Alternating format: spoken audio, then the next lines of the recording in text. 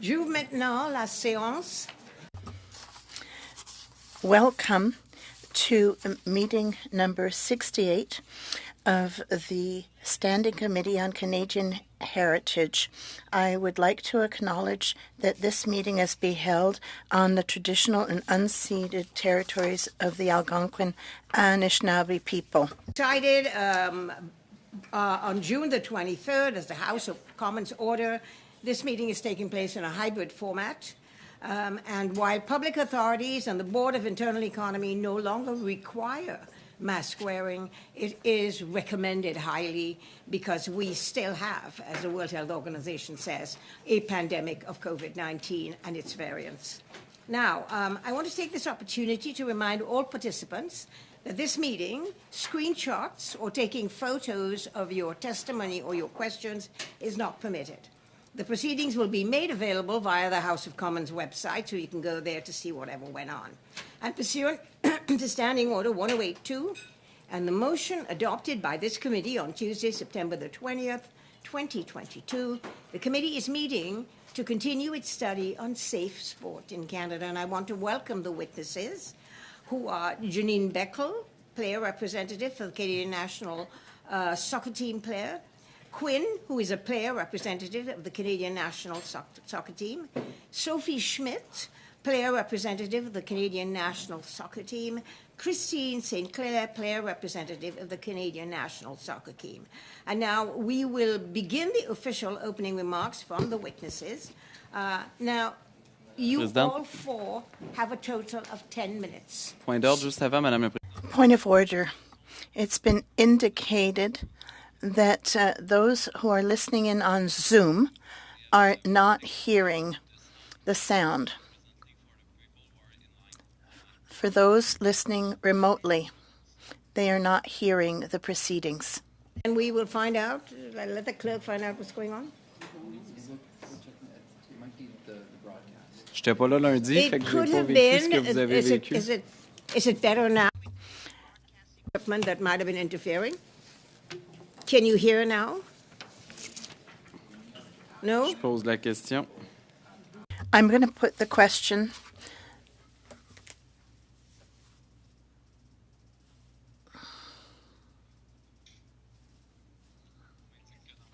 I'm being told that it's not the interpretation. This is just the sound from the committee room that's not being broadcast remotely.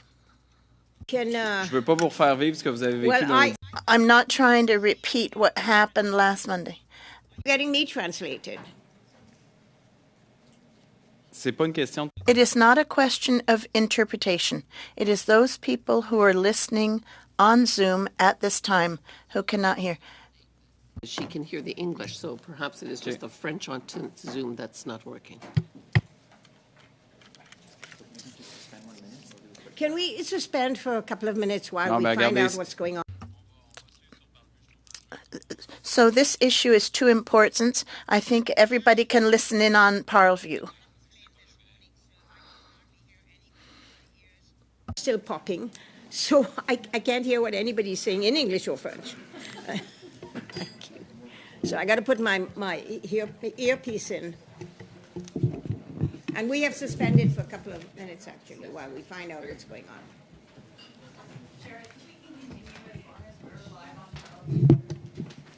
Yes, but I gather there are some people who... No, it's only in Zoom. I've verified.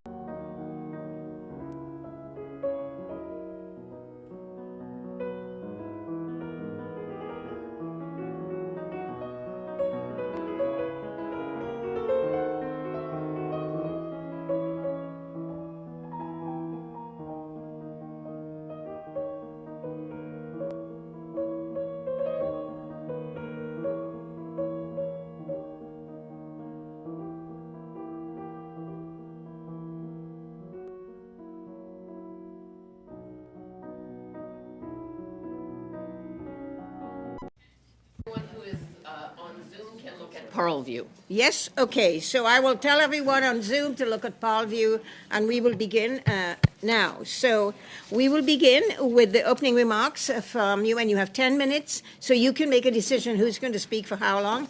And what I will do is, I know some people like to hold up a piece of paper, but if you're reading notes, you don't look up. So I'm just going to tell you 30 seconds when you have 30 seconds to go. Thank you. And if you don't get to finish all the things you want to say, you have ample opportunity during the questions section where you can elaborate on the things that you want to say. So welcome again, and thank you very much. And who will begin? Yes, Ms. Sinclair, please begin.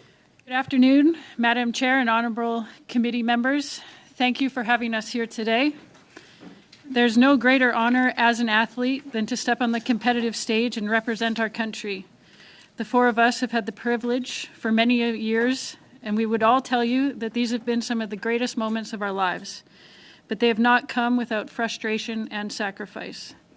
Our sport is at a critical moment in Canada. Last year, the men participated in their first World Cup in 36 years, and we will host the next Men's World Cup in 2026. The women's team also won gold in Tokyo in 2021. The success of the national teams is inspiring the entire country, and the future should be brighter than ever. However, as the popularity, interest, and growth of the women's game have swept the globe, our most painstaking battle has been with our own federation and trying to obtain fair and equitable treatment in the way we are supported and the way we are paid. For over a decade, members of the women's national team have asked Canada Soccer for detailed disclosure of its finances and for the compensation provided to the men's national team. Some information has been provided, but it has never been enough to allow the women's team to understand the breakdown of revenue and amounts allocated to both national team programs. Canada Soccer's usual response has been to refer to us to annual reports and financial statements on their website. As a result, for many years we have been forced to negotiate in the dark. Canada Soccer's approach has reflected a culture of secrecy and obstruction. As players, we are constantly told that our compensation, or lack of, was all that Canada Soccer could afford. In 2017, the women's team and Canada Soccer finally reached an agreement that would pay the players a small salary. Once again, we were told this was all they could afford to pay the players. So imagine our shock when we found out in 2021, the year that we won Olympic gold, that men's national team players were earning more than 5 times what a women's national team player was earning. On a personal note, I've never been more insulted than I was by Canada Soccer's own president, Nick Bontis, last year, as we met with him to discuss our concerns. I was tasked with outlining our compensation ask on behalf of the women's national team. The president of Canada Soccer listened to what I had to say, and then later in the meeting referred back to it as, quote, "What was it Christine was bitching about?" To me, this spoke volumes about the lack of respect Canada Soccer has for its women's national team. As a team, we do not trust Canada Soccer to be open and honest as we continue to negotiate for not only fair and equitable compensation and treatment, but for the future of our program. Good afternoon, Madam Chair and honorable committee members. In 2012, our women's national team stunned the Olympic podium when they won bronze in London after finishing in last place in the 2011 Women's World Cup. In 2015, Canada was host to the Women's World Cup, which put a spotlight on Canada Soccer in our country in a way that we had never seen before. Victor Montagliani called it a, quote, "watershed moment for Canadian soccer," end quote. In its 2015 annual report, Canada Soccer boasted a 26% increase in total revenues, including a 56% increase in sponsorship revenue. In 2016, we were back on the podium with bronze around our neck again, moving our team into FIFA's top 5 ranking for the first time ever. This time, Canada Soccer saw a 15% increase in sponsorship revenue. Soccer in Canada was big, and anybody that was paying attention knew. Only 2 short years later, in 2018, we were 1 year away from the next Women's World Cup. This was a huge year for Canada Soccer. In June 2018, Canada won the bid to be one of the host countries for the 2026 FIFA Men's World Cup. As players, we all know what hosting a World Cup means and the unmatched potential for upside. And yet, despite this amazing trajectory, it had been widely reported that Canada Soccer entered into a very long-term agreement with a private company called Canadian Soccer Business, or CSB. We understand that this agreement gives CSB sponsorship and broadcast rights for both the men's and women's national teams, potentially until 2037. In return, Canada Soccer receives an agreed-upon fixed amount of money from CSB each year. This means that no matter how well CSB does in selling the national team's sponsorship and broadcast rights, no matter how much money it makes, Canada Soccer receives those same agreed-upon amounts. This was our own association blatantly betting against the success of its national teams. We don't know why Canada Soccer did this deal. Either they had no idea it was a terrible deal for Canada Soccer, or they knew it was a terrible deal and they did it anyway. Each of these options is unthinkable. In August 2021, we became world champions, Olympic champions, gold medalists, and then our men's team qualified for the World Cup for the first time in 36 years. Sponsors, it seemed, came knocking in droves. Gatorade, CIBC, Carlsberg, Degree, TikTok, the list goes on and on. This was Canada Soccer's moment. So imagine our complete shock in learning last year that Canada Soccer would see none of the financial upside of this excitement and engagement. They had given it away to a third party that runs and funds a domestic men's league. That our success is the engine driving a business that is not promoting the women's game in our country. This would be tough news for anyone to swallow in any circumstance, but it was impossible for us not to take action when we learned Canada Soccer's financial constraints meant that here we are, less than 6 months away from our Women's World Cup, and we will not even be given the resources to properly prepare for our World Cup and our Olympic qualifications. Good afternoon, Madam Chair and honourable committee members. The resource constraints that Canada Soccer has created for itself through the CSB deal have forced Canada Soccer to make choices about where they allocate funding. Those choices invariably favour the men's program. Canada Soccer's long-standing narrative has been that we should be grateful for what we receive. This has even translated to our operational budget. We are asked to simply make do with less. Now we have had to not only cut training days in camp, but full camp windows. That gives us fewer of the crucial opportunities we need as players to play together as a team leading into major international tournaments. We have had to cut the number of players at camp as well. That means not having enough players to run drills on the field. We've had to bring in staff members to just have enough bodies to run a full field scrimmage. We've had to cut the number of staff members at each camp. That compromises our training, our rehabilitation, and our preparation. It means that we as players sometimes have to make choices about which medical treatments to receive when staff physiotherapists are stretched. In 2021, the year that our team won Olympic gold, Canada Soccer spent 2 times as much on the men's national team as they did on the women's national team, despite not having a World Cup or Olympic Games. In fact, according to Canada Soccer's audited financial statements, they spent more on the men's national team than the women's national team every year since at least 2019. The disparity between the treatment of the men's and women's national teams is glaring, and it shows that Canada Soccer views the women's program to be of secondary importance to the men's program.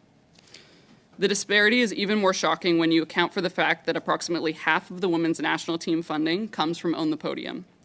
Own the Podium is a performance-based investment that provides funding to Canadian programs in order to deliver Olympic medals. This is money coming into Canada Soccer that is earmarked specifically for the women's team. We have been told as players that it's essential to achieve a top 3 finish in the Olympic Games in order to keep enough funding to be able to run a program. Both coaches and players have been fearful that without repeated Olympic success, our program would no longer have enough resources to function. Despite all of our success for over more than a decade, we've had to fight for every incremental step in playing conditions, treatment, and compensation. Both the men's and women's national team are committed to continuing to move sport forward and achieve equity. However, in order for this to be possible, immediate steps must be taken to address the equality of treatment between our programs. Good afternoon, Madam Chair and honourable committee members. In Canada, we have the 3rd largest player pool in the world. The women's sports market and the women's player pool is growing faster than the men's market globally. Attendance is up, viewership is up, commercial value of the women's soccer game is expected to increase 6-fold in the next decade. Canada Soccer is supposed to be responsible for the development of women's soccer in Canada. However, Canada Soccer treats the women's game as an afterthought. It has failed to put in place any structure resources, or plan for the development and future success of the women's game in this country. Instead, it has diverted significant resources to the men's soccer in Canada, including through its support of the Canadian Premier League. The division of resources deeply impacts the support and future development of players in our youth program. Our staff has been forced to cut youth programming, leaving our youth national team with only one camp per this calendar year, which puts the future of the women's program in jeopardy. Fewer camps means less opportunity, which means we're less competitive on the global stage. The system for developing players is broken, and women are making the national team by chance, not by design. What kind of message are we sending to the youth who dream of representing Canada? Our passion and commitment has always been to grow the game of soccer at home and to be a world leader in women's sport. As a team, we have looked to inspire Canadians as we strive to be the best in the world with values of respect, in the pursuit of being world-class humans, players, and a top contending soccer nation. Currently, Soccer Canada does not reflect similar values on how they are planning, growing, and governing. The opportunity for Canada to lead the way is here and now, but can only happen with real change and the right leadership. Thank you. The witnesses. And now we're going to go into a question session. Now, the first round are going to be 6 minutes, but that 6 minutes is for the question and the answer. So everyone should try and be as concise as they possibly can so we can get in as many rounds as we can. So we begin with the Conservatives. Kevin Waugh. Kevin, for 6 minutes. Thank you, Madam Chair. Thank you to Sophie, Janine, Christine, and Quinn for coming. I'm sorry you got to be here. This should not happen in our country. Your team has made Canada proud for over a decade. I'm appalled when I read pay equity, but more so when you took part in the tournament in Florida where you didn't have enough players to practice, as you mentioned. You didn't have enough physiotherapists, doctors, whatever, team support. You know, Christine, you have been the face of soccer in this country for over a decade, and I'm going to start with you because I'm embarrassed with Canada's soccer. You have been the face of soccer in this country, as I mentioned. And how do you feel about coming today to talk about this? Thank you for the question. Obviously, this is not ideally where us players would like to be. We feel much more comfortable being on the soccer field and training and preparing for games. However, our team and the players on the team have a motto when we join the national team, that when we leave the national team, the sport will be in a better place than when we found it. And sitting here, there's no greater honor to try and make change and significant change for the young kids in Canada. And yeah, we are here to do right by them. Thank you for your beliefs on the tournament.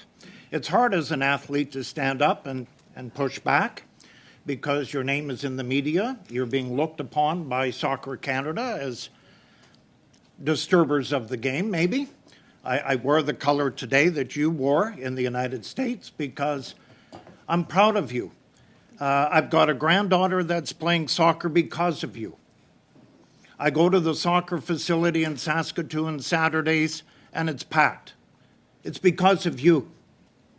It's not because of the men's team. It's not because of Canadian soccer. It's because of the Canadian women's team, what you have accomplished in the last 10 plus years. And then Canada Soccer, knowing you're coming today, does a news release on the CBA. Any thoughts on that today? How disgusting is that as you sit in front of the Heritage Committee that Soccer Canada would be so bullish and give a CBA a contract to you? Sophie? Janine? Go for it. First of all, thank you for having us here today. It's an honor to be in front of all of you. We feel quite disrespected by the way they went about their business this afternoon, but we also don't feel that it's the right place to stoop down to that level, if you will, and we're here to speak about this issue, and we believe that what was talked about in good faith bargaining between our Players Association and the association should have stayed between the Players Association and the Canadian Soccer Association. So we feel quite disrespected that it wasn't respected, that it stayed behind closed doors before that agreement was actually signed. And there were terms and numbers and pieces of what was in their statement today that has not even been communicated to us. So that was a bit of a shock to us, but we're excited to be here and to talk about this with you all. I'm seeing a trend in this country with Sport Canada. They don't follow up. We saw that with Hockey Canada. Has the Heritage Department ever reached out to any of the team members? And has the sport minister talked about this chaos that has gone on far too long? I saw Sport Canada do nothing with Hockey Canada from 2018 on, and I'm wondering right now, is Sport Canada or even the sport minister reached out to any one of the team members to deal with this catastrophic issue that we're facing here today? Yes, the sport minister reached out through avenues to us. Sorry, one moment.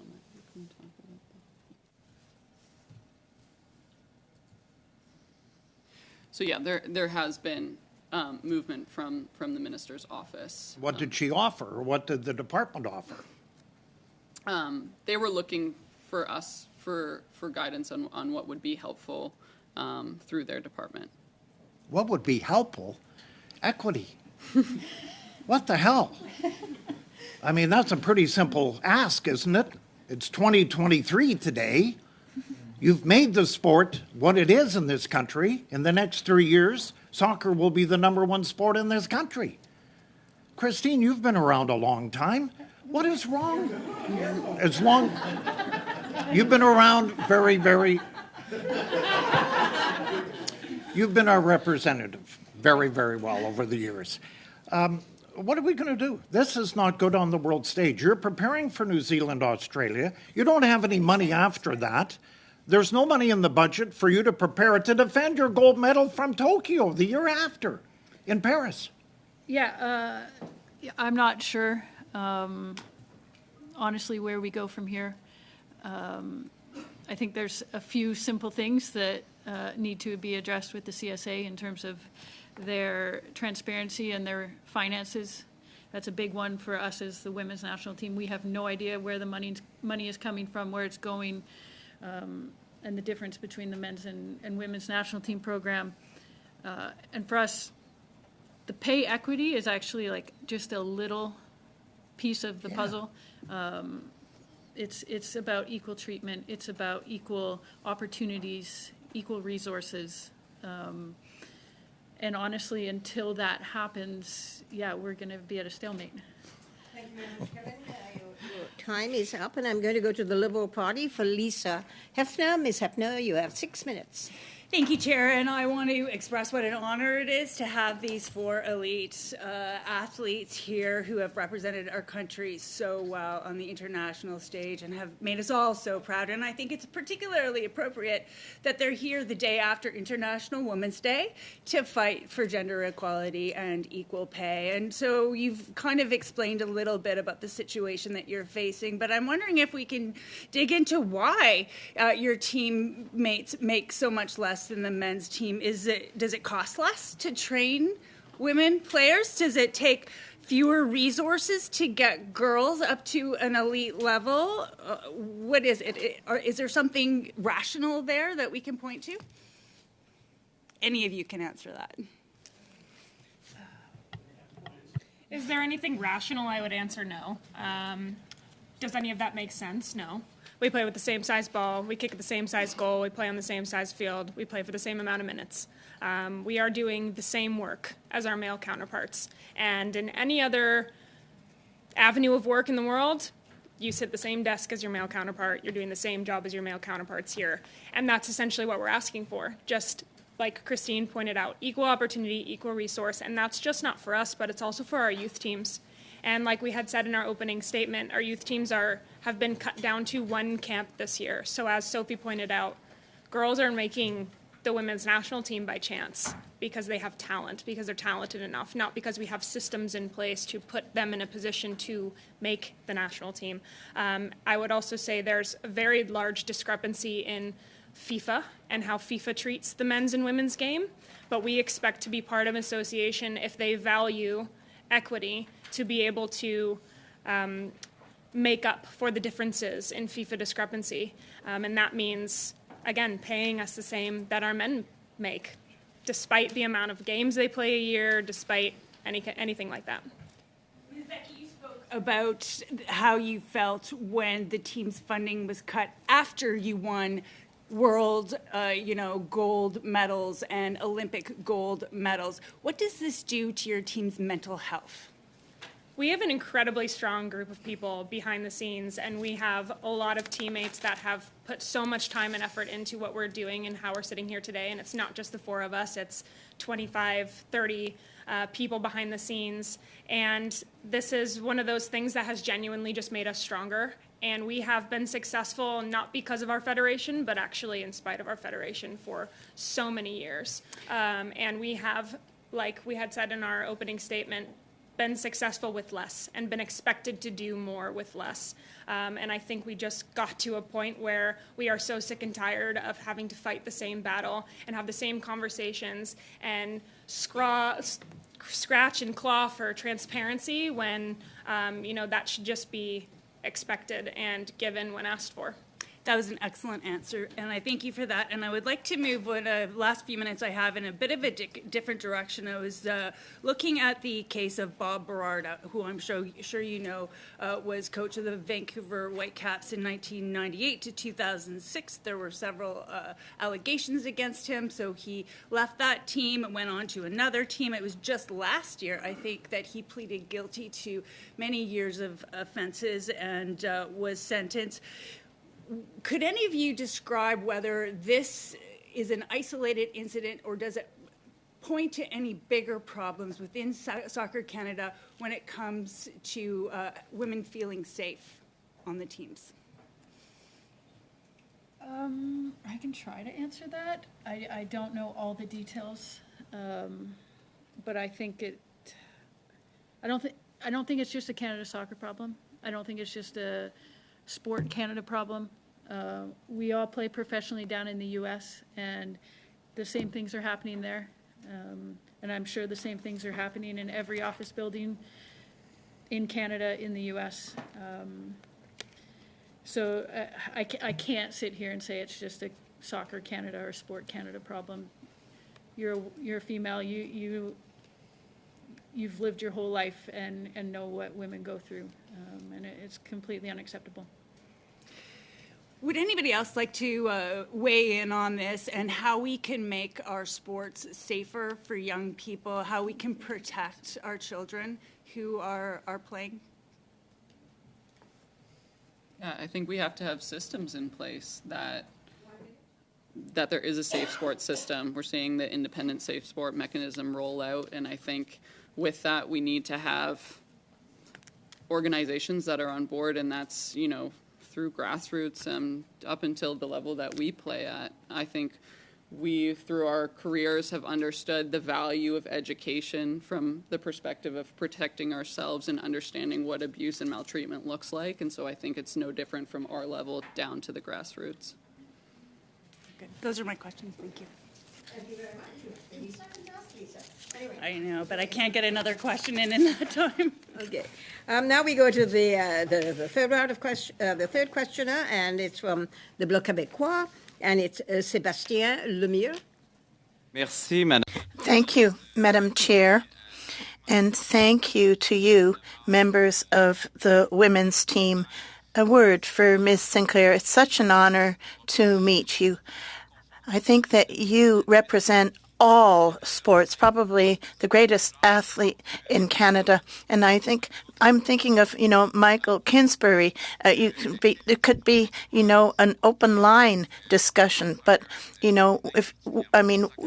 you ask yourself where women's soccer is in Canada and how far you've brought it forward. So you make us pride, and we salute you all for your courage, all of you. It is shocking for me to see that societal change unfolds in silence, especially in the world of sports. And you are models, I think, also for other sports federations, because you have shown unity within your team, within your movement. And I think that the statements you've made, especially with the U.S. women, have been striking. And you can count on us, and I believe all of my colleagues here, to support you in your demands. In fact, I would like to hear you speak a little bit more about what was presented today, or even as of last week. What is your foremost demand? Is it to obtain a work contract? Is it to negotiate a collective agreement? And what is your foremost objective in your negotiations? How can the lot of women's soccer players be improved? Thank you.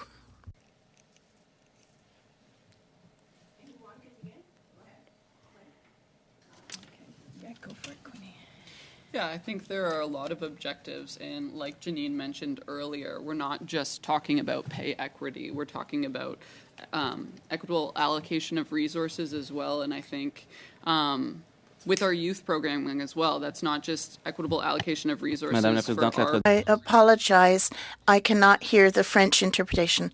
Sorry. Please go ahead. It's the interpretation.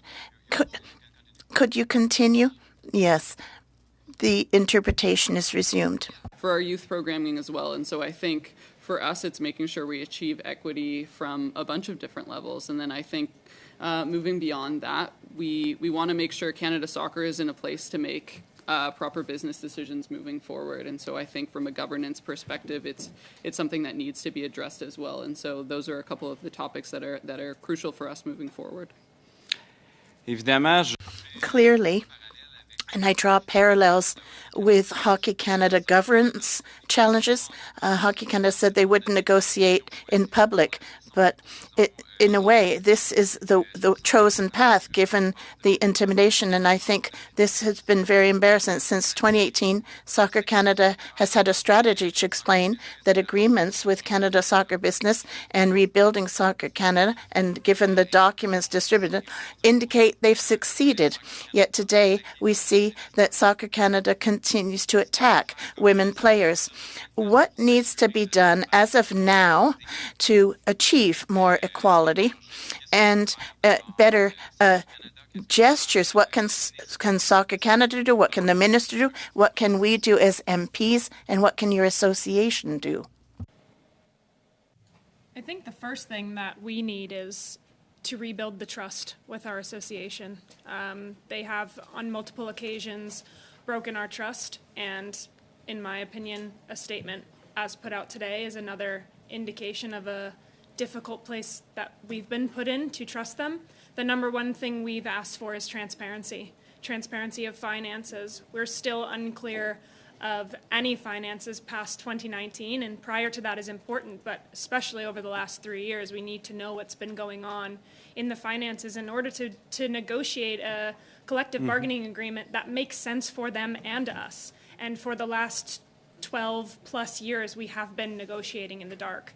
And that makes things very difficult for us because, as we stated before, imagine the shock when we hear what they've been able to pay our men's team when we've been just, bargaining in good faith for 12 years. And then I think the next thing that we need is, like Quinn said, systems of all kinds of things in place in order to make sure that this change is lasting and that there's accountability in place for whoever is in the leadership at Canada Soccer, that we don't continue to take steps backwards in 2023 in a place where we live in a country that we can be a shining beacon of hope for women's teams, federations all over the world, for what can be possible in football. And I think that's one of the main things is how can we put these structures in place to have lasting change?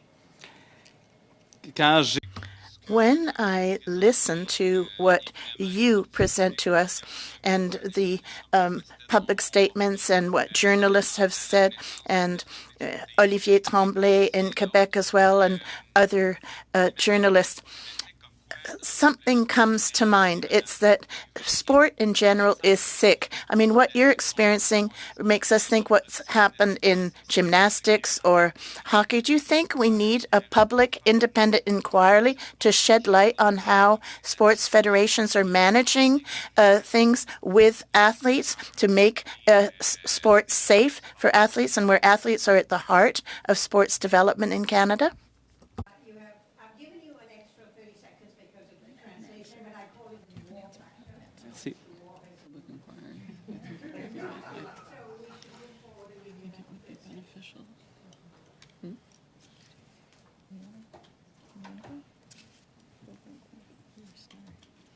Yeah, I think a public inquiry would be beneficial. I think there are multiple avenues that, you know, the committee could potentially help, or other avenues maybe within the minister's office. But I do think a public inquiry in sport could be beneficial because, as you mentioned, it isn't a singular case. I do believe that there are problems happening in other sports across Canada and beyond that. And so I do think there needs to be accountability held through those processes. Merci beaucoup. Thank you so much. Go to the New Democratic Party and Bonita Zerillo. Ms. Zerillo, 6 minutes, please. Thank you so much. And I just want to say that Canada is behind you. You really have Canada behind you, and we're just so happy and so proud that you're coming out and doing this work. And I know it's heavy, but the power is amazing. So I just want to say on behalf of the residents of Port Moody, Coquitlam, and Moore and Belcarra, which is right beside Burnaby, where there is a community center named after you, Christine, that we are just so behind you and so proud of this work, and we know it's difficult. There was some commentary today that talked about the CSB deal. And, you know, we're talking about withholding financials on revenue. We're talking about transparency not being there. We're talking about not having that trust around what are we negotiating in good faith. And this CSB deal, I'm interested in exploring it a little bit more. So, Janine, I don't know if you can share any more details about this CSB deal, but I certainly would like to know from this committee what we can get from CSB on this deal, because it seems really wrong that a third party would be taking the profits off the table and not funding the sport the way it should be, and use the channels that we would all expect as Canadians that would support women's soccer in this country. Yeah, I think I'll kind of reiterate what I said before, in that it's been widely reported that this deal is confusing, and I think that we have to trust our instincts when we see details of this deal come to the public, that it doesn't make a lot of sense. If you're we don't understand why members of the board would approve a deal like this, knowing that it puts a ceiling on the amount of revenue that can come in from sponsors and broadcast. And now we've hit our heads, multiple times without the ability to sell our broadcast rights as a singular entity. It has to go through a third party, and that makes things very difficult. And when you give a third party 100% control of where that goes, you then don't have that control, right? And you have players asking questions about where the money is when we've come back with a gold medal and our men's team is playing in a World Cup for the first time in 36 years.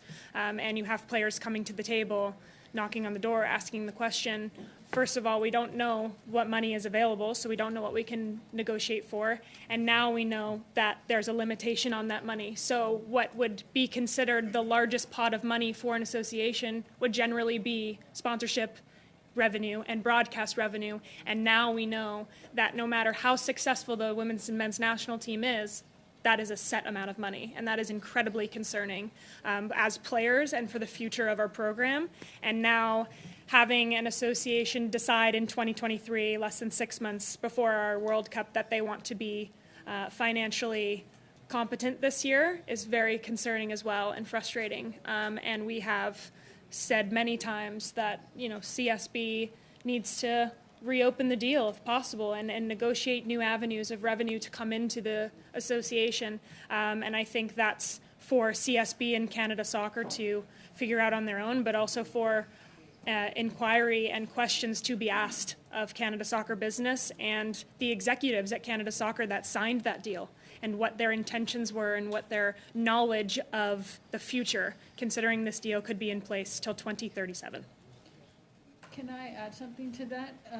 I think it's also important to realize that the money that comes in to the CSB is going to help fund the Canadian Premier League, which is a male professional league, and there's nothing in place for women that is equal. And so on the backs of both the women's and men's national team and our success, that money is going to fund a men's league in Canada, which helped bring a World Cup here. And there's nothing equal to that on the women's side here in Canada. And you deserve to be able to see that. You deserve to see transparency around how that money is being allocated and percentage of split. Definitely you deserve to see that. And you also deserve to see that deal and to see the signatures on that deal. Has that been shared with you? Have you seen the contract and have you seen who signed it? All right. So, yeah, I think that's a big one. I think that you should have access to those numbers and that those financials. And you mentioned it at the beginning of your speaking, that there's secrecy and obstruction. And that Soccer Canada is they have used that secrecy and that obstruction to hide how much money they actually had to pay the women over time. So I'm really disappointed in that, and I hope that we can get to the bottom of that, Madam Chair. I just wanted to talk a little bit. We've got some young folks watching, and I know in my community too. This is about the future too. It's been mentioned here. I wanted to hear a little bit of stories, and maybe Sophie, you could talk to me about. You mentioned equal treatment, equal allocation of resources. This starts young. As a city councillor, I know that it was hard to get allocation for women and girls in sport. It was hard to get better fields. We got worse fields. We got worse time. I wonder if you could maybe just share what that's been like coming up to the professional level when you got started and what we can do to fix that too. Yeah, there's growing up, there was no pathway really for women's team. There wasn't like you had no women's soccer on TV as well. You didn't have any of that. And as of right now, you know, we're so grateful for One Soccer, but our games are still not on TV. So there's that's lacking, especially for our young players to engage in the sport. But for us, the big thing is our youth programming. There's no step-by-step process to be able to follow dreams or inspire dreams or try to make it as a professional athlete, as a women's soccer player in Canada. I talked about that we have one camp this year, and that's for one age group. That's not even all the other age groups. Growing up, Sinky and I were talking about it and reminiscing. We had so many camps growing up. Like, that's where our memories were made. That's where our skin got toughened, and that's where coaches discovered us to make it on the national team. And we're doing a disservice to our youth, and it like breaks my heart. They deserve it. And I think you're going to start seeing the repercussions of it very, very soon. Yeah. I think we can, you can follow that thought up with another question when there is. Now we're going to go to a second round, and this one is for 5 minutes. And we begin with the Conservative Party, Marilyn Gladue. Marilyn, 5 minutes, please. Thank you, Chair. And thank you to the witnesses for being here. One of the benefits of coming to a parliamentary committee is sometimes when we shine the light on a subject, it changes the attitude of the organization. So, for example, when Hockey Canada first came, they thought they had a bit of a communications problem. And at the end, they saw the nature of the beast, and they cleared their whole executive level and put major measures in place. When when Gymnastics Canada heard that they were coming to committee, Ian Moss, their CEO, stepped down. And so I'm hopeful that by the fact that you are here today, the fact that this deal that has just come out in the press that says that they're going to pay you equally comes to fruition. However, the Globe and Mail is just reporting. It says Canada Soccer says its proposed labour deal would pay the teams the same match fee, with the squads sharing equally in competition prize money. But Canada Soccer acknowledges that equal pay does not mean equal dollars when it comes to team budgets, saying the competitive calendar and the FIFA World Cup qualifications pathway for the men's comes with different costs than that of the women. So it seems to me that there's still an inequity in the way that the teams are being treated. One question I have for you is, does Sport Canada fund Soccer Canada, or is there direct funding from the federal government?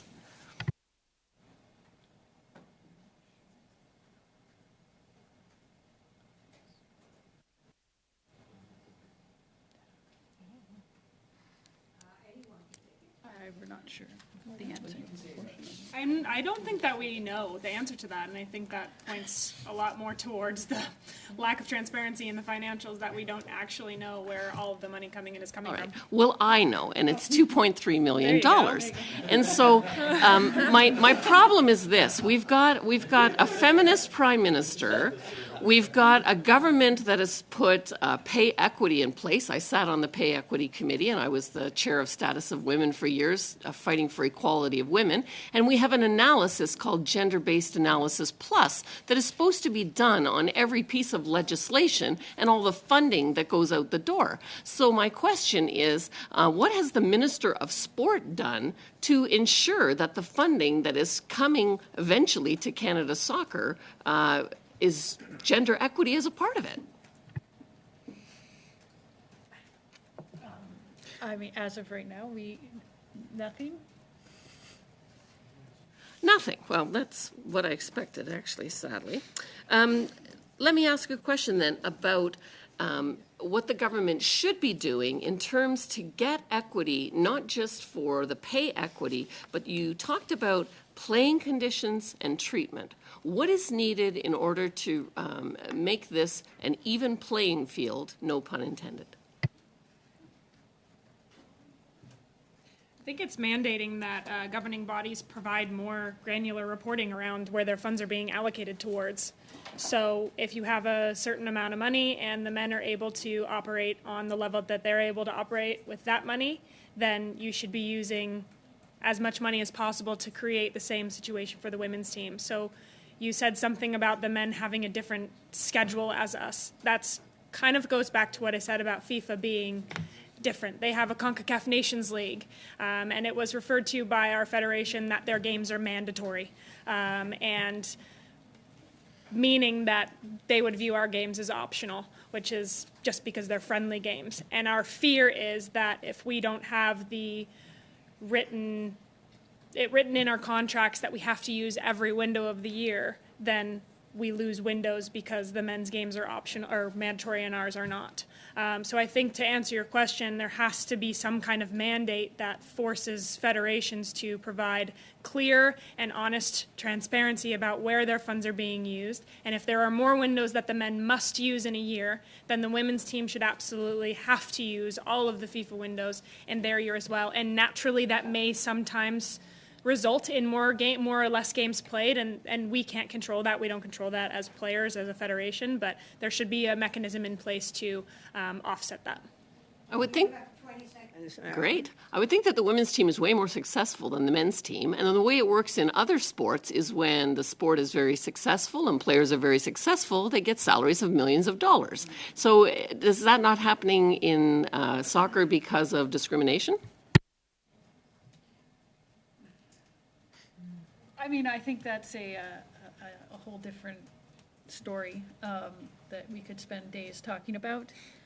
But yes, I assume that if we were playing for, I don't know, PSG or whomever, that we would be making millions of dollars, which we aren't.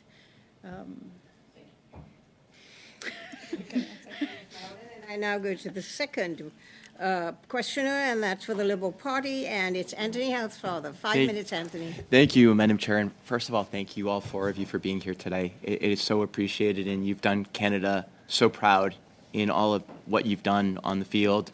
2012, 2016 bronze, 2021 gold, and all the other victories. So thank you. And I think being here today, as Marilyn mentioned, not only do we shed light on stuff, but we also can deal with transparency and governance. We're mandated to look at all the federations and see how can they improve transparency and governance. And one of the things that we can do, is which we have done, is summoned the contract with CBA so that we can actually see it. And to the extent we want to share those terms, we're not just going to be reading about it in the Globe and Mail as to what it may or may not say. So let me ask you a few questions. Number one, did anyone try to discourage you from coming here to testify before the committee today, whether from Canada Soccer or CONCACAF or FIFA? A concern was raised through Canada Soccer about how this could potentially be involved with FIFA's interference with governance policy.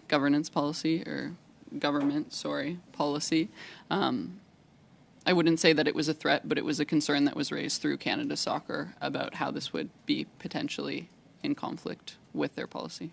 Thank you. I think that's something we'd all want to follow up with Canada Soccer, because trying to stop people from coming before a parliamentary committee is a very, very serious matter, and I thank you for sharing that.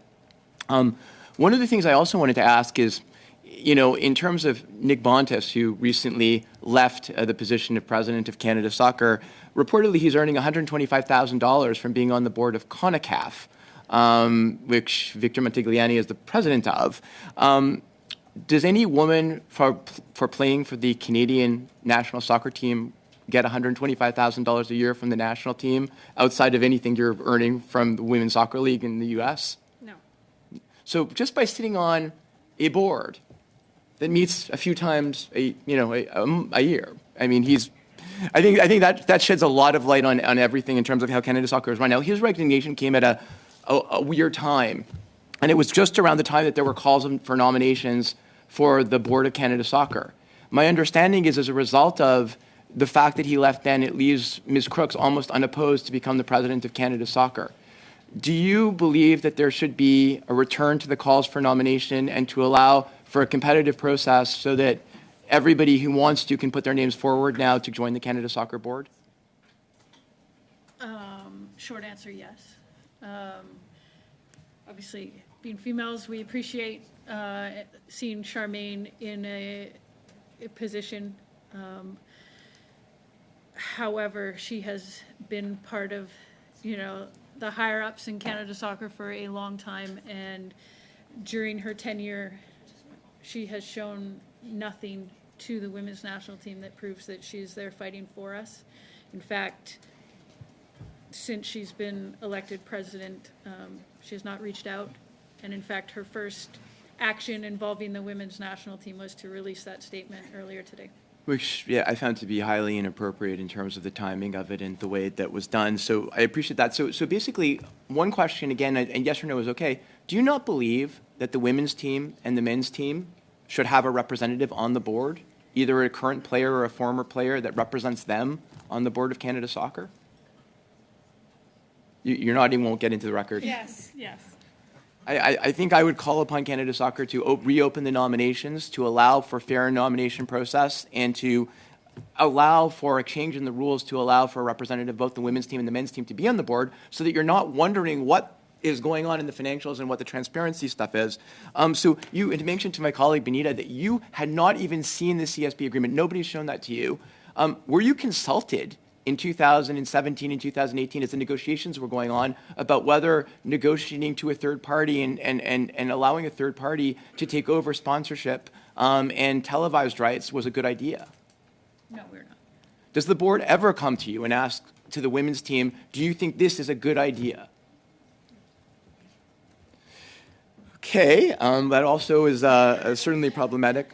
I guess I'm just going to end. I'll have another round after. I find it bizarre. A guarantee is normally supposed to be that you have this minimum amount guaranteed, and then you benefit from all the rest, such as going to the Olympics, winning the Olympics, having the World Cup. It's bizarre to me that anybody would agree to an agreement on the basis of what we've seen. I look forward to reading the agreement. Thank you, Madam Chair. Anthony, and now we go to the Bloc Québécois for 2.5 minutes. Monsieur Lemire. Merci. Thank you very much, Chair. And just to supplement and follow up on the previous question, what kind of confidence do you have in the new leadership of Soccer Canada?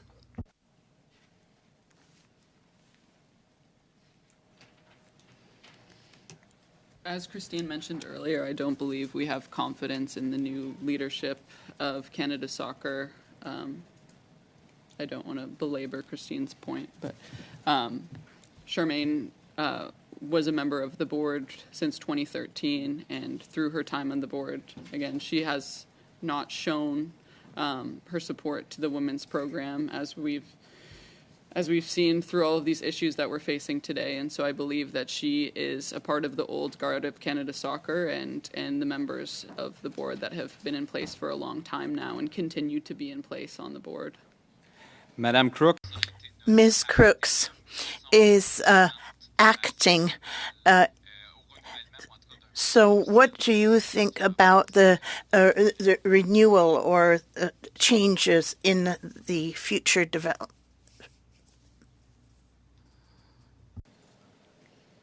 Can you just rephrase? Ms. Crooks is in the position as an acting, so there's going to need to be another nomination process for new leadership. What are your expectations for that process in terms of transparency as a process? I think it needs to be made clear what the requirements are for that position. I understand they're written in the Canada Soccer bylaws. It's also been reported on that Canada Soccer Board is potentially trying to change those bylaws in order to open up the position for members to join the board who haven't, or be president that haven't served on the board. And I think that that is a great opportunity for those to put their name forward that maybe didn't think that they could before, but I also think it is a dangerous place to go to open the position to someone who hasn't had time in Canada Soccer. But I would just emphasize what my teammates have said in the sense that the new leadership isn't new. It's the same people that have been there before, and I think we sit here and expect change and lasting change and someone to come in who has the interests of both the men's and women's national teams, the youth teams, the Paralympic team, the beach team, all in mind as we continue to move forward as a soccer nation that we've turned into. So we expect for that process to be very intricate and very lengthy in order to find the right person to lead this federation. Merci beaucoup. Thank you. To Ms. Zarillo for 2.5 minutes, please. Thank you very much, Madam Chair. And just want to reiterate the inspiration of having you come today. With all the folks that are going to be watching this today, this is going to make change for not just the current, but also the future generations. I just want you to know it's so impactful. And I'm thinking about a conversation. The Minister of Sport came to the Gender Equity Committee recently, and we're talking about the word excellence. There's a mandate to have excellence in sports, and I was asking the minister what is she defining as excellence, and women have been excluded from this whole conversation about excellence in sport, and I think it shows in the deal that they're thinking about the men and what they can do to advance the work of the men, and I just raise my hands to all of you that are here today fighting the good fight for equity, because it's ridiculous the amount of pressure and barriers that you have to go through every day. So I'm just going to raise my hands to you, and I'm just going to ask this because we know that attitudes will change. And even based on what happened in February, when all the news came out of what was actually happening, and Canadians' eyes were open to what was actually happening. And I'm just wondering if there's been any change, if you've noticed any change of attitudes by Canada Soccer towards the treatment of your team as a whole, or each of you individually, negative or positive. We want to protect from that, so I'm interested to know if there's been repercussions of shining a light. There haven't been repercussions. Unfortunately, not much has changed since earlier this year, which is surprising because we had a list of asks for the CSA, and as they addressed today in their statement, like Janine mentioned, some of them, those have not been brought up to us before, and here they are putting it in public. But no one's reached out to us. I mean, obviously they've been in touch with our lawyers, but like I said, Charmaine, no one has reached out to individual players at all. Am I okay to just add on that as well? Yes. Yeah, you've got time. Just what's been made clear to us is that Canada Soccer will act when we go public with things, and their action has come on the back end of us taking action. And so in that respect, they've moved a lot quicker on some conversations that they haven't in the last 6 to 12 months. Canadians are with you.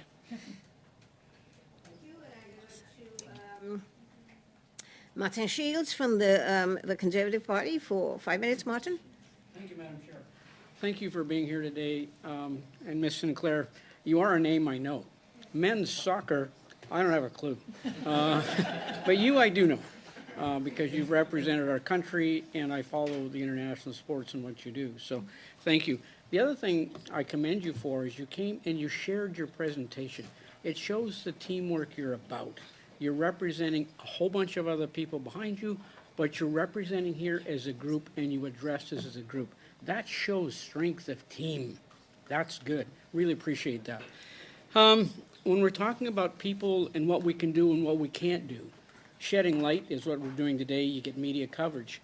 But we have the ability to call other people here in Canada.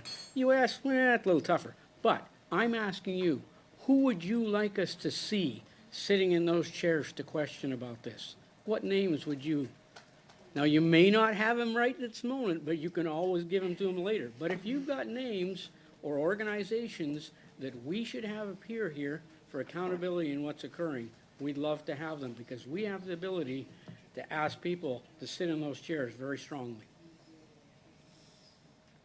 I mean, I personally would like to see anyone associated with the CSB deal that was part of Canada Soccer when that was signed, as well as the people from CSB. Those are my big ones. People that were on the board that agreed to it. Anyone else? I think those are the big ones. Okay, great. If you think of others, please don't feel send a shy list. about sending We'll them send a because we would follow up on it. The other thing that I would go back to is understanding how sports works in the development of our youth. I've been a coach of many different sports through my life, and I know how critical youth development are, where you see that 12-year-old playing soccer for the first time, which was my son, but I coached a lot of high school sports and community sports. Where they get that grounding and interest in the sports is critical. When you say lasting change, what's an example of the lasting change we really need to ensure happens? What comes to mind when you ask about lasting change is one of the avenues of revenue for the CSA is player fees across Canada. And those absolutely cannot be raised in order for Canada Soccer to profit. It has to be affordable for people to play this game and for kids to participate. That's my first one.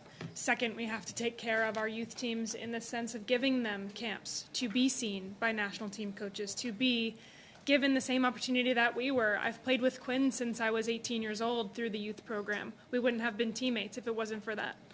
You gain camaraderie and friendship and lasting, lifelong friendships through those youth teams. And when you look across the world and you look at other, let's just say women's teams across the world, like England and France, they have youth programs set up and youth academies set up through domestic leagues where girls are playing in pro environments from 14, 15 years old, some even younger. And you see those players start to come through the system and make the national team at 17, 18, and they're pushing out the players that are elders because that's how the game is supposed to work. Not talking about you. And so when Sophie talks about that, she believes we're going to see the impact of that very soon. I completely agree because our youth are not being taken care of. And that's not only from the national team program, but it starts with the national team because our federation as a countrywide federation has the power to implement better academy systems across the country, and we look forward to Project 8 being implemented across Canada for a professional women's league and hope that that can create those academies for young girls that are super talented to be playing in professional environments by 14 years old. To finish up, one of the last things that I would ask, when we're talking about what happens a year from now, 2 years from now, this is a committee that will continue to exist. We're not going where the members may change, but we will continue to exist. The opportunity to come back is something that we would offer you. If you believe that you need to come back to see us, that things have changed, to give us good news, reports, whatever, do not be shy about contacting this committee because it will still exist. And we need to know if changes occurred in government, changes have occurred for you, one way or another. Don't feel hesitant about contacting us to come back. Appreciate that. Thank you. Thank you, Madam Chair. Thank you very much, Mr. Shield. And I now go Liberals for 5 minutes. Chris Biddle. Chris, 5 minutes. Thank you so much, Madam Chair. I'd like to echo my colleagues and thank you for being here and telling your story. I know it's not easy. I'm just hoping you could remind me, in terms of your team's FIFA ranking, what place are you ranked at? What are we right now? We may have dropped. 8, maybe? 6, And 8? and if you know off the top of your head, what ranking does the men's team have? Are they in the 40s or? That's an excellent question. So I think that that goes to show. No, I think that's right. Fair enough. There was some discussion about the new acting president, and I see they're negotiating online. Has the acting president reached out to anyone since her appointment? No. No. So no consultation in regards to improvements in programs or trying to undo the damage that's been done? No. Are there any countries we should be looking to? I know you just mentioned England and France in terms of on-the-field improvements that can be made. Are there other countries and having friendships and seeing other athletes go through similar struggles, are there any countries that you've looked at and said, wow, they do an exceptional job in terms of governance and bringing, increasing the women's participation in the game and improving the sport overall? Are there any that you could point us to?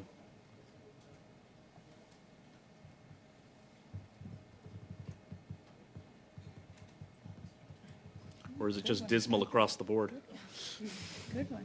Yeah, I think there are a lot of countries that you can look towards, and I wouldn't say that there's one that has everything right, because I'm sure they're all going through their trials and tribulations, but I do think there's a lot of countries that have reached incredible CBAs over the past 5 years, and both with pay equity and with the standards of their players. And then I think as well, looking at the development side, you have countries that are putting in huge resources towards the development of soccer in their country, and that's being shown through the performance of their senior teams. And so I think that you're seeing this across the world, from an Australia, New Zealand, to a lot of countries in Europe, to even countries like Mexico. You're seeing huge developments in their youth pathways through their professional programs, and then as well in their equitable treatment of their senior programs.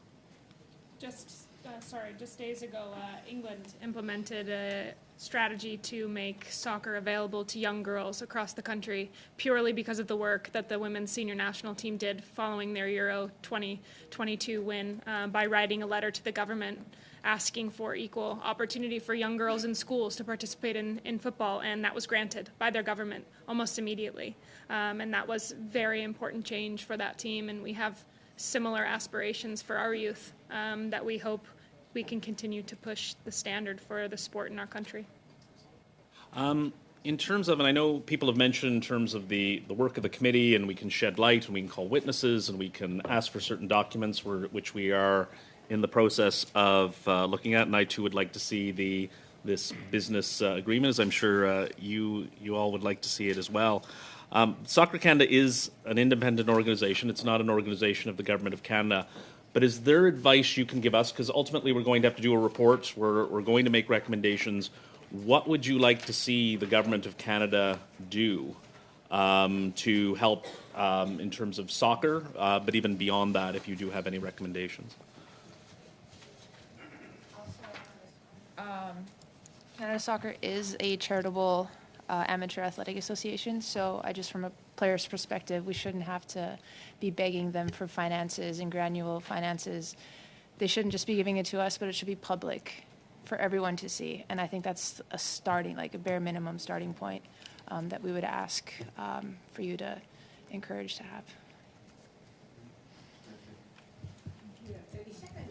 Excellent. Is there any, and I, sorry not to belabor the point, is there any other, in terms of transparency, and I think everyone around this table is committed to helping you achieve that goal, but in terms of the relationship between Sport Canada, the Government of Canada, and you, the athletes, what can we do as a government better to improve things beyond transparency?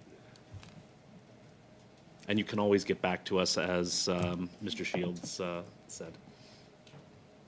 I know this is a point on transparency, but I think around pay equity, I think transparency beyond pay equity of even us, but also into our staffing and our coaching. I'm not sure what that looks like, but I believe that's another point that needs to be addressed. And so I think that, federally regulated public and private sector employees, they're covered under the Employment Equity Act. And so I would like to see similar things with our sports organizations. This round, and we now can think we have time for a third round, but I am not.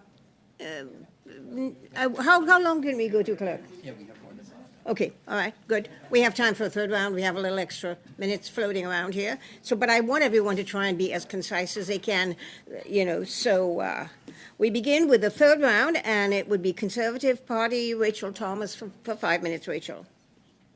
Okay, thank you. Sure, I'm curious. The statement was made that you live by a bit of a motto, that you would leave the sport better than you came into it. If you were to put forward a picture as to what that would look like, Ms. Schmidt, I understand that you are planning your exit.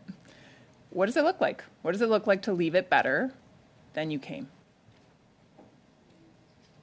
There's a huge emphasis for me on the youth, just opportunity. I think that I think it's gotten worse, to be honest, for the youth. There's not as much youth programming. I grew up throughout all the ages. They're not there. They have limited camps. The opportunity to play in a pro environment in your home country, that's still not there.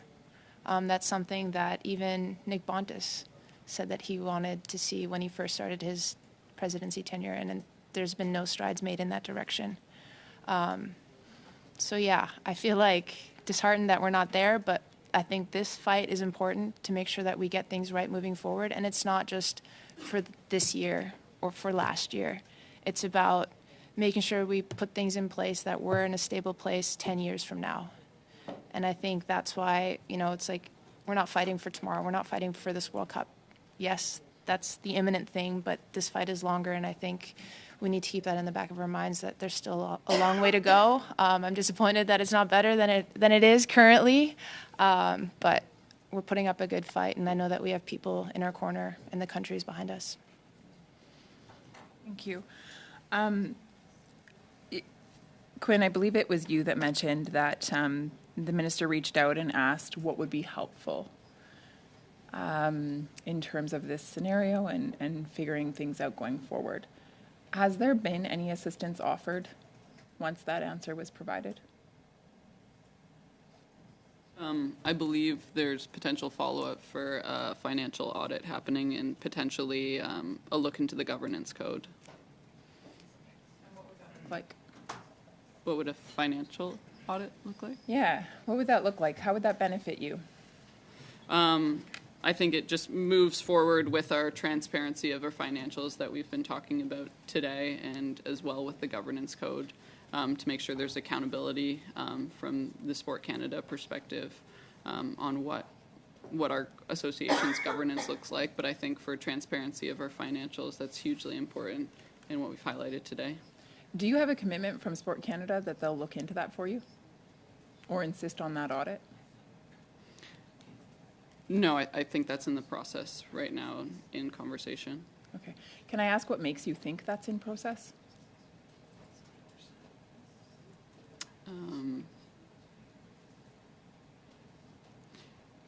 It was my understanding that they're keen to do it.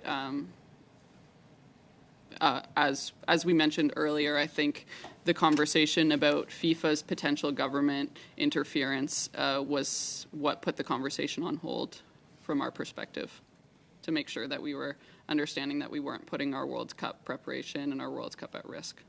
Okay. I guess I'm just curious, though, like, was there a conversation? Was there a letter written? Was there a phone call made? What makes you think or puts you under the impression that there is going to be some sort of audit or accountability created? Yeah, we received the contact information for the minister's office to set up a conversation, and we held back on that conversation because, as I said before, we were unsure of if that would jeopardize our World Cup because of the FIFA interference government policy. Okay. Tell me more about that. Why would that put you in jeopardy?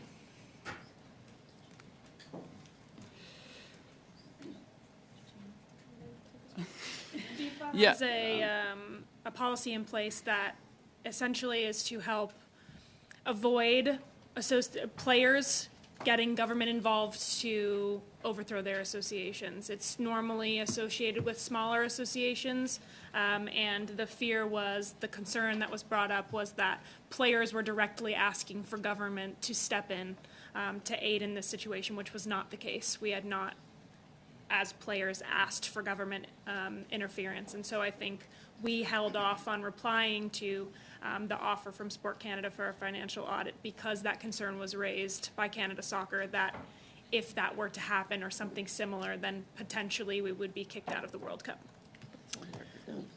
But I'm sorry, Rachel, your time is up. I'm going to go to Tim Lewis for 5 minutes for the Liberals. Thank you, Chair. Appreciate it, and appreciate everyone being here, especially representing a team and coming here together. Just truly inspiring, and I think you hear the words that we're all whispering to each other.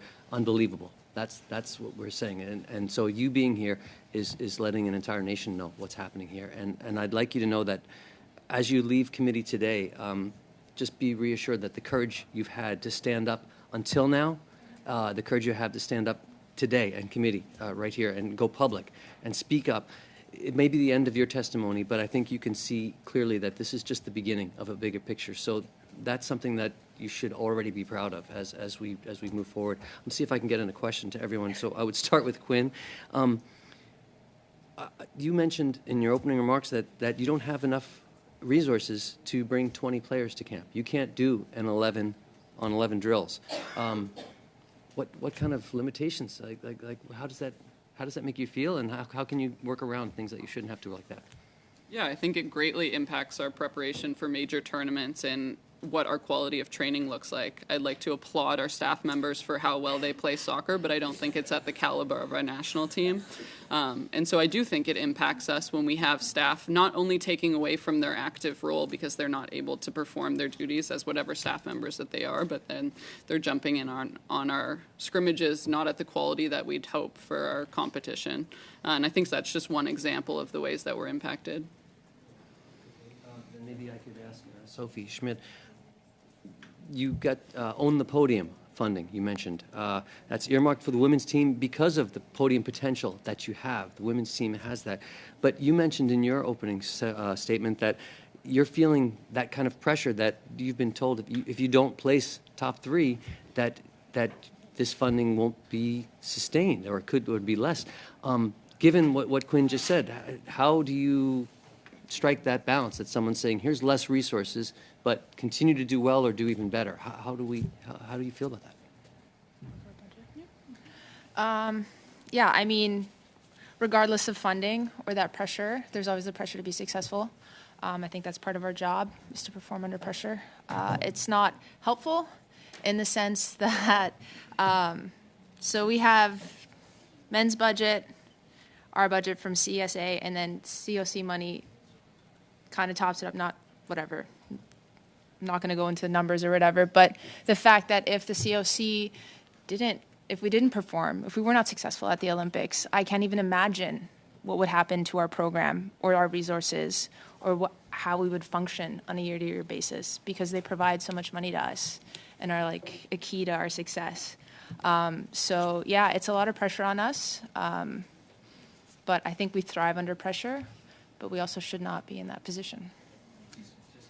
You do, and that's appreciated, but you shouldn't. You should have a level playing field to do that. Maybe Janine, Becky, the Canada Soccer business, that deal you said is potentially until 2037, which is a fixed amount, which is, again, teams make playoffs, as they advance, they get paid more. That's a potential. We haven't seen it yet, and that's something that you've helped raise awareness, so we're going to be looking into this. But is that right? Was I right with 2037? This could be a potential deal if something doesn't change? Correct. If it's renewed for a option, which is 2037, if that's said yes. Okay, that's a short answer, and hopefully we can work on that, because that's in my final minute, Christine Sinclair, you have a chance here, so many people watching, so many young people watching, a message, maybe two messages to our youth. One, a message about this inequity and just on a broader scale. And then two, about how you're handling it as a team, as a group, how you're stepping up. Those are two lessons that hopefully can inspire the next generation. So we heard that there was no pathway for you, that you actually made the pathway. So but your performance on the team is obviously inspirational, but this legacy that you're taking on right now is, I think, equally important. So can you share a message in the last minute to the youth, one about the inequity, and then two about how working together as a team we can fix this? Okay. Well, I think both questions are. I think the answer is related. Being a part of this team has been like the honor of my life, and there's no other group of people I would want to have this fight with. And stand shoulder to shoulder with. And my message to the youth would be, like, keep training, keep those dreams alive, because we're fighting for them, so that when they, reach 13, 14, 15, whatever age, that this sport will be in a better place, this national team will be in a better place, and they won't have, they'll probably have different struggles, for sure, that we always do, but they won't have this struggle. To Sebastien for 2.5 minutes, please. Thank you, Chair.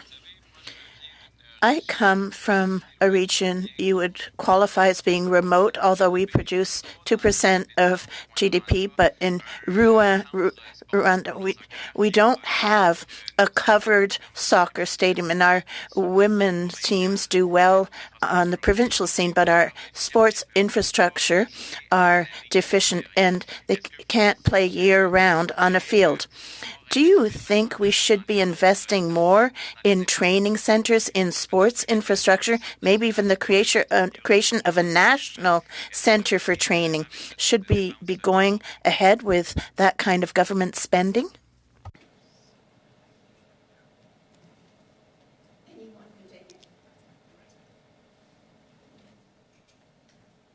Absolutely.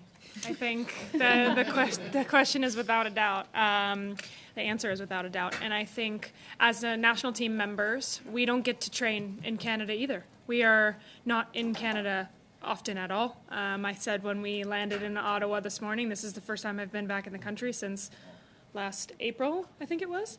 And it's a matter of ability, like you said. There's one, maybe two playable grass pitches for us across the country, and obviously weather is something you cannot change, but the way that you invest in covered fields, as you said, is, and that should absolutely be a non-negotiable when it comes to spending, is creating opportunity for our youth to train and play year-round, because that's not the same struggle that countries around the world are facing, because they do have the infrastructure and funding and allocation of resources to their youth. And to have a national training center is a dream of all of ours, to be able to use that for the national teams as well as youth, to come in, to host tournaments, to when you have that kind of place, it opens the door to a lot of opportunity, and I think that that's absolutely vital for the future of our sport. Je vous répondrai en... And I might respond by saying that weather is under federal jurisdiction, but I'm sure that we can invest in our infrastructures in this country. Thank you. And with the remaining seconds, I wish you the best of success. This is one of the most significant political moments I'm experiencing since I was elected. I've seen leadership, courage, and I wish you all the best success to win the cup and the gold medal for Canada. Thank you very much, Sebastien. And I go to Bonita Sarillo again for 2.5 minutes, please. Thank you so much. So Canadians want a culture change. They really do. And I know that the amount of folks that talked to me knowing I was coming to this committee today are really excited about what's going to come out of this for women's soccer, but for our youth. So I wanted to just go back to the callous and flippant attitude that all of you have experienced in relation to this transparency, but also in relation to the cuts. So we know that the Canadian women's soccer team is entering into a World Cup with major cuts to the national program for 2023. So I just wanted to ask if anyone could tell me about how you heard of the cuts in the national programs. I know some of it's been covered, but if I could hear it directly, the cuts in the national program, and also have you heard any of the reasoning that you heard around why they need to cut? And yeah, just wanted to hear it from you. We were made aware of the budget cuts when we arrived into national team camp in Florida, and we could see the impact that those budget cuts were having. As Quinn stated, there were less players in camp, there were less staff members in camp. We actually had less camp days than originally scheduled. And these are things that our coach will have planned very, very far in advance because she has to submit a budget very early on. And so when we came into camp, she was then able to give us the news that this had happened and this is what you can expect. And as you can see, you're already experiencing some of those things. So that's when we learned.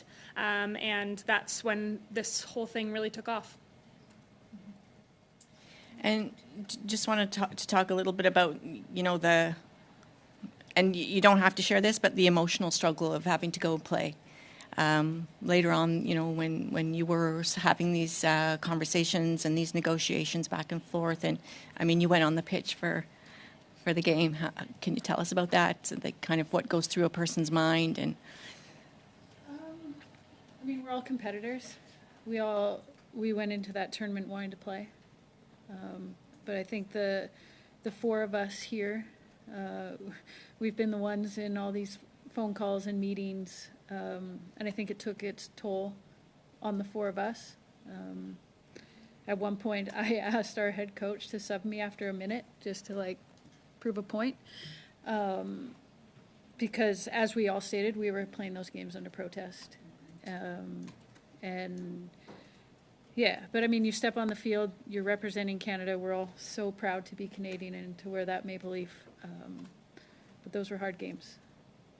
That was a hard camp. To Ms. Gladue for 5 minutes, please, Marilyn. Thank you, Chair. So I think we've heard a lot of disturbing things today, and the most disturbing for me is that federal funding is going to an organization that clearly is not delivering pay equity or support equity. And so I would call on the Minister of Sport to use her position to correct that. But in addition to that, I think there are other opportunities. I think the points that were made today about the youth and the importance of making sure that Canada is well positioned for the future, that is a place that the federal government could be putting some attention to. And so that would be the second thing.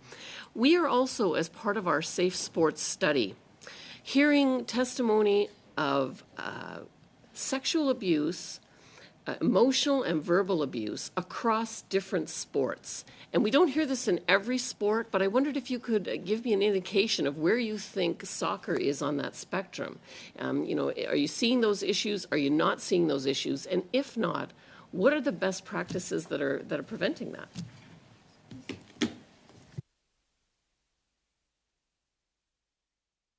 Seen struggles of it in our sport in the past, and the mistreatment of that and the mishandling of that situation for far too long. I'll speak on behalf of our team when I say with the women's national team, we have always had since I've been on the team, have had a fantastic group of people working as our staff and as our teammates, and have always created an environment where we feel safe, where I feel safe. I'll speak on for myself personally. I think we have a very clear culture of morals and values that we all share, and that ring true for all of us. And there's, I think all of these players next to me would agree, when you walk into our team environment, there's a vibe, there's an ambiance of positivity and family orientation, but as well as an expectation of operating at the highest level and being in a high-performance environment. And that's something that's had to be created over a long time. And I would say that's created by the human beings that are in our environment, by the education that we have been given and that we've chosen to go towards as athletes, as women, as humans.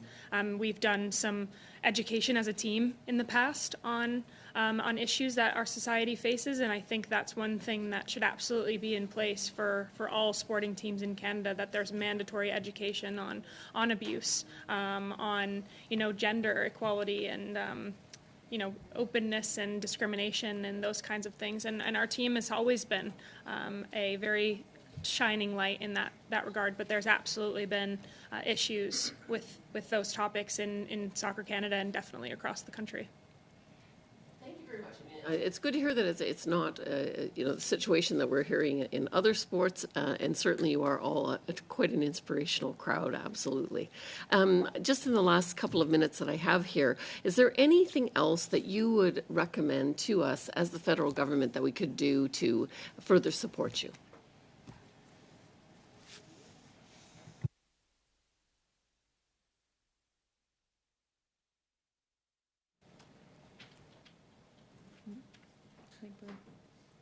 No, I think we're pretty, everything's been said, so, yeah. Good, then we will continue to shine a light, and as we have seen with some of the other organizations, things do change, and we look forward to seeing Canada Soccer as well as this deal that goes out to 2037 being revisited to get some equity for the players. Thank you, Chair. Before I go to Michael Coteau for 5 minutes, we have this room until half-past. So we could potentially, if everyone is as crisp as it could be, have one more round if you wanted to. So I'm going to put this to you because I don't know what your commitments are after this meeting for other things that you must do. Yeah, one more round. We can do 20 minutes in one round. For another half an hour, yeah. Kevin, you're good? You're good to go? Everybody else, good to go. Okay, so we can go one more round then. So quickly, we didn't start the clock yet for you, Michael. Michelle. So you do have Michelle. So you do have 5 minutes. Thank you very much. Thank you so much for being here. It's really it's a pleasure to have you here, and it's a very enlightening conversation. I'm from the not-for-profit sector before I got involved in politics, and every single not-for-profit, there's rules that are put out that you have to have complete transparency through audited statements. You're saying that you have no access to any audited statements by Soccer Canada. There's nothing that's produced that shows exactly where the money's spent.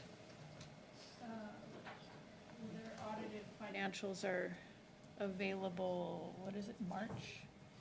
Right. Yeah, they produce audited financial statements, but they're a high-level overview that doesn't get into the detail of the actual finances in regards to equity.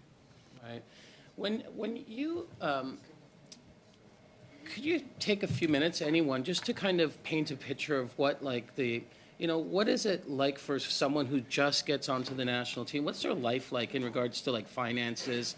If you want to invest, everything you have to be on the team, it's a huge investment of time.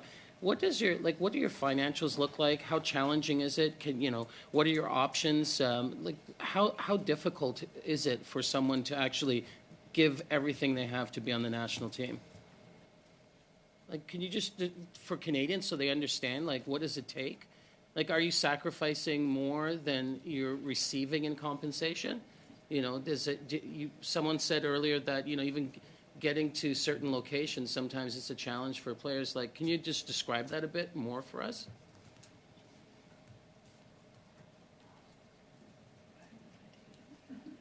I think women's soccer is in a difficult space in terms of comparison to the men's game. Christine spoke on it earlier around when you look at a male counterpart on the men's team playing in Europe or even in the MLS, their salary will be significantly different than our salary. Right. A lot of players that are coming into our program are NCAA athletes who are not on salary, who are still in school, who are hopefully on scholarship, but are not making any money of their own. And when you look around the world at federations that are doing things at the highest level, that's an incentive for players to play on the national team because they're being paid. And I don't want to lose the sense that very, very large, the biggest honor to play for your national team. And a lot of people will come and say, well, it's an honor, you should be grateful to play for the national team. There's a lot of people that would take your place. But where we are in sport is that's not the reality for our men's counterparts. It hasn't been for years. They've made a lot of money. I mean, I know for a fact the England men's national team doesn't even take their money from the national team. They donate it to charity because they don't need it, because they make that much more in their club environments. So when you paint the picture of what a player looks like coming into our environment, most of them don't have a stream of income.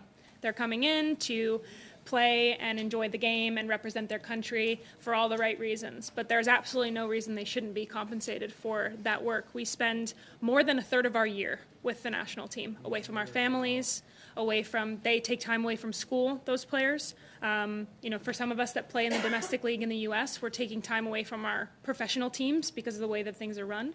And so when you're spending that much time and using that much energy and to perform for a country and to the level that we have, you absolutely should be compensated, and those players should be coming into the national team environment with absolutely no doubt that they will be set up for success as they move through their life. And this model of the Canadian soccer business, is it a common model, or is this specific to Canada? Have you heard about this model being used in other countries? The monetization of your sport? Yeah, I believe U.S. Soccer had one years ago. I can't remember off the top of my head when it ended. But so no, it's not the only time we've heard of this, but I don't know of any other countries that are currently involved in a deal like the CSB. It was more in the past. I believe U.S. Soccer used it when the MLS was created in a similar way to the CPL, but it was gone, shut down after a few years because I think the reality of it is not correct. I just wanted to, I know that there was a point that was brought up in regards to the federal government's investment into I'm sure someone else can take it. We've got another round. Thank you. And now I'm going to go to. Thank you.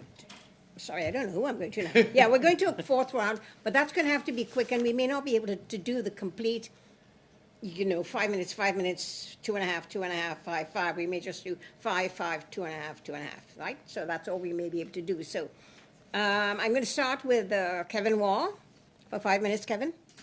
Okay, thank you, Chair. Kaylin Kyle, anybody can make the Olympic team. I mean, she was from Saskatoon. You guys played with her. And I think because of her, we're seeing a big uptick in soccer. Here's the issue I have coming forward in the next 3 years. FIFA's coming to this country, as you all know, in 2026. 2 games, Vancouver, Toronto. A lot of sponsorship, a lot of eyeballs on television and games, all to the men.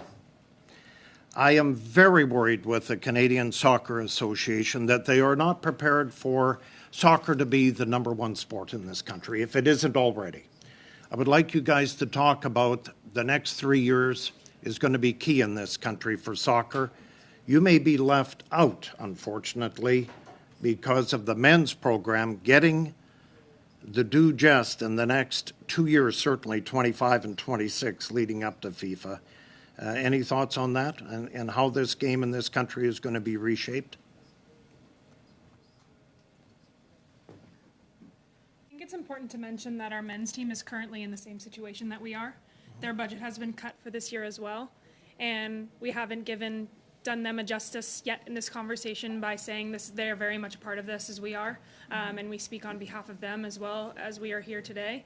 And yes, they were given all the resource they needed to participate in their World Cup last year. They're 100% on board with the fight that we have here, and they understand what's on the table for them as we move forward to the 2026 World Cup. It's concerning that this deal is still so much of the conversation. It's concerning that this was just really brought to our attention in the last really year and a half. Before then, I know personally I had no idea about anything of this deal.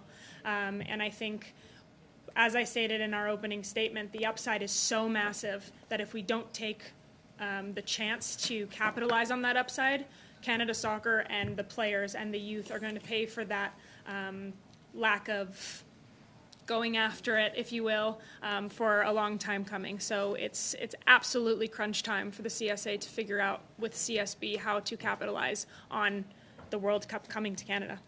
The elephant in the room is the $9 million FIFA that the men got last year. Where's that money going to go? I mean, that's the elephant, right? Everyone's talking about it. Where does the $9 million from the men's team last year? Everybody wants to know where that money's going. Don't you guys? Yeah. Don't you feel that you should get some of that? Well, I think what you've seen, I mean, unlike the CSA, we are not going to go into details about our bargaining here. But the CSA has publicly come out and said, they're committed to pay equity. And part of that is like a percentage breakdown of World Cup bonuses for the men's and women's team split. So that's all we can say about that. We have some companies stepping up in this country. Canadian Tire, for the first time, this 50% women's sponsorship, 50% men's. So I think the dialogue in this country is starting to come where it should have been probably years ago. But again, thank you for your courage to do what you did on the She Believes tournament and to come here and tell your story. And I just want to compliment you and the teammates going forward in Australia, New Zealand, and hopefully you get a shot at another Olympic here. Thank you. Thank you, Kevin. Going to go to Anthony Housefather for 5 minutes, Anthony. Thank you, Madam Chair. Just a couple of things before I start asking questions. I wanted to clarify some points that got raised. The women's team is now actually ranked 6th in FIFA rankings, and the men's team is 53rd. And in terms of the money that Sports Canada allocated to the CSA, $805,109 was for core operations. $2,007,350 was via Own the Podium for the women's team. $125,000 was for Next Generation Initiative through the women's team as well, through Own the Podium, and $40,500 was for safety and sports. So the vast majority should have gone to the women's team. I want to ask you, because I want to come back to something that I think both me and Mr. Lemire have raised. Your participation at the board level. You told me something that shocked me, which is that you have not been asked by the board your opinion on anything. Let me ask the question: when Bev Priestman was hired as the women's national coach, were you guys involved in the selection committee in any way?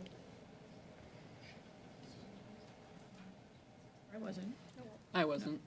So you're just told in the end who the coach was, but you didn't get to interview the candidates, see the CVs, give feedback as to who would work most effectively with the team?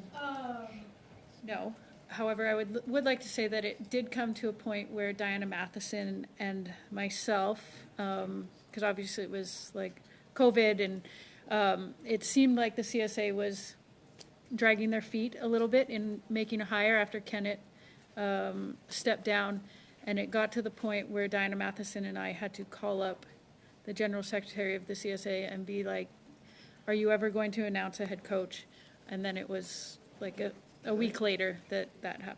Christine, I kind of think that one of the things that's missing here is you're not like a kids team. It's not like, an age group team.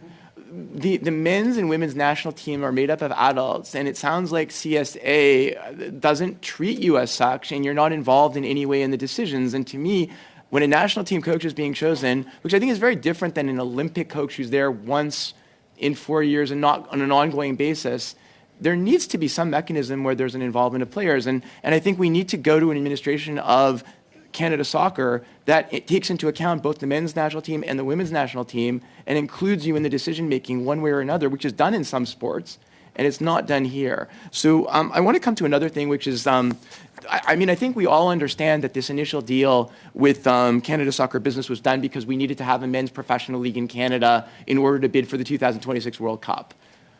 Why do we not have today a women's professional league in Canada? Why have we done anything since 2012 when, Whitecaps went out of closed and you guys play in Portland and Houston? Why do we not have a women's Canadian league?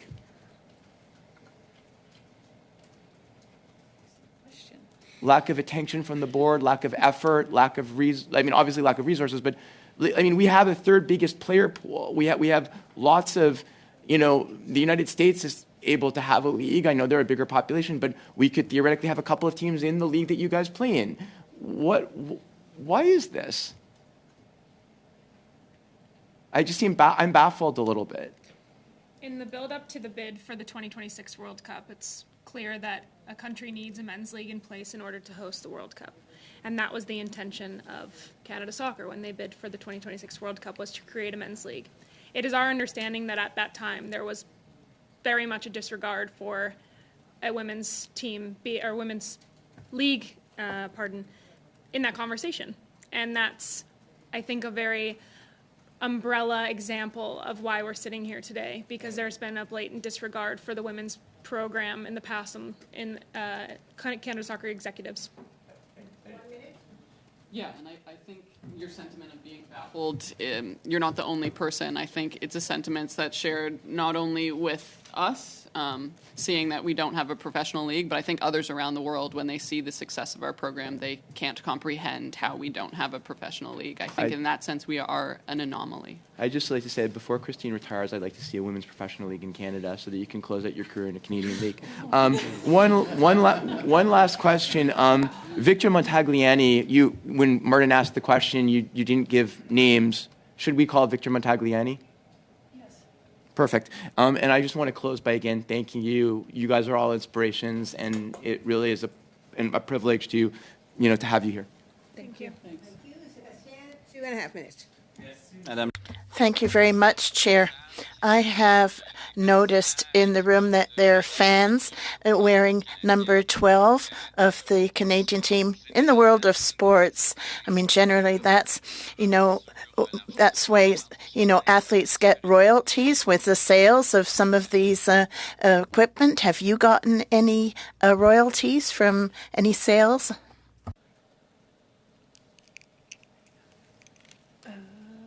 No. C'est un problème. That's a problem. Yeah, I knew that. Donc, ça devrait être un... So that should be something in the agreement. People are making money off your backs. Some of that money should come back to you in part. So that's the problem. And following up on what my colleague Housefather said, there's Project 8. I'm wondering if that's not a bit of a dead end. Do you have any hope with that project, or does it frighten you?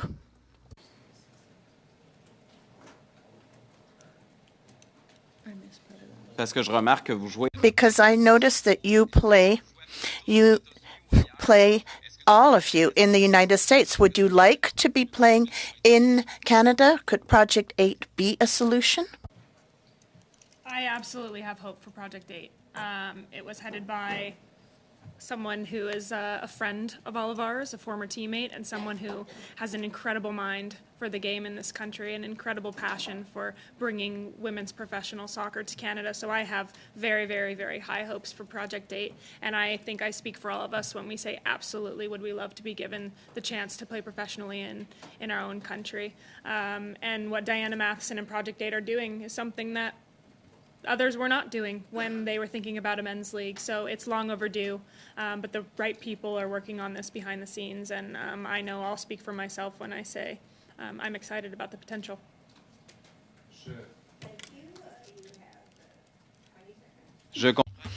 I understand that the Whitecaps organization's involved in that. Do you have any expectations regard to the FC Montreal? Might they be involved in the organization? Because, for example, the Women's Basketball League in the States is successful thanks to the male league. So do you have any expectations from the big MLS teams on Canadian soil?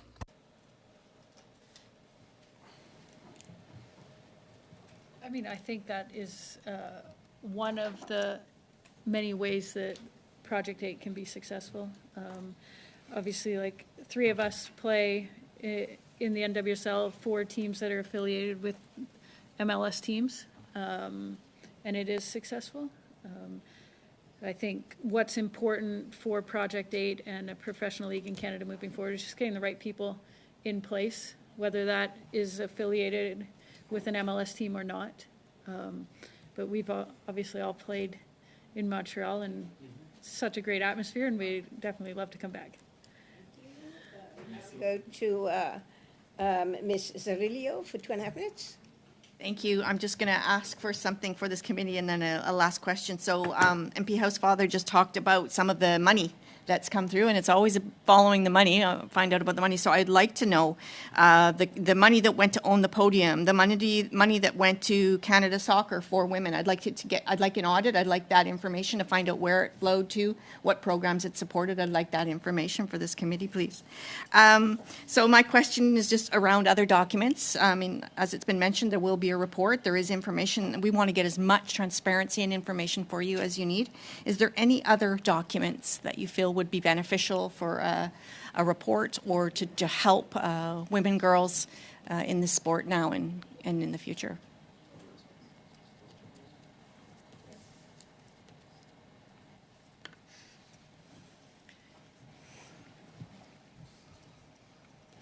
It might be helpful for like CSB's financials as well. I'm very curious how much is going through the CSB to the CPL. That would be interesting to see. Okay, we captured that. That's it. Again, just want to raise my hands to you for coming today and for having this very important conversation. Thank you. One of the things that I think the clerk and I are wondering is that an audit is something that has to be called for, and we haven't called for that yet. So it may be that if we do, we will get the audit, and it may be part of the transparency that we're talking about. So it needs to be directed to someone to get that done. So Okay. just flagging that when we come up with our reports at the end of the day. I just wanted to thank the witnesses for coming. I wanted to thank you for your, everyone has said it. I feel redundant if I say thank you for your team spirit, your courage, your ability to stand up and say the emperor has no clothes, because a lot of people are very afraid to do that because it could impact their career, it could impact everything. And so I want to thank you for that. And I just want, as a chair, who has been here with Hockey Canada, and we are embarking on this safe sport. We are looking at a committee specifically at governance issues, which was a theme of much of this. You know, transparency, accountability, knowing what exactly, where everything is going, not just money, but equity, all of those kinds of things. And I want to say that it shocks me when we heard earlier on with Hockey Canada, and now we're hearing again that the places where we send our young children to learn how to be team players, to learn how to have courage and resilience and to go for it, seems to have so little transparency and accountability, all of them. And so I know that this committee is focused on looking at governance, not only now, but down the road. And I think, you know, Canada is new, not new really, but Canada is new to the issue of professional football. You know, all of the European countries, Latin American countries, et cetera, have been playing football for forever.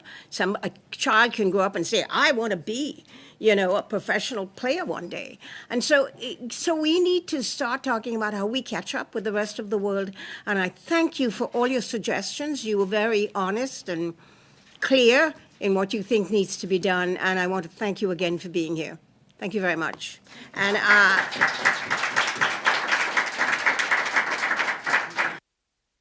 now adjourned.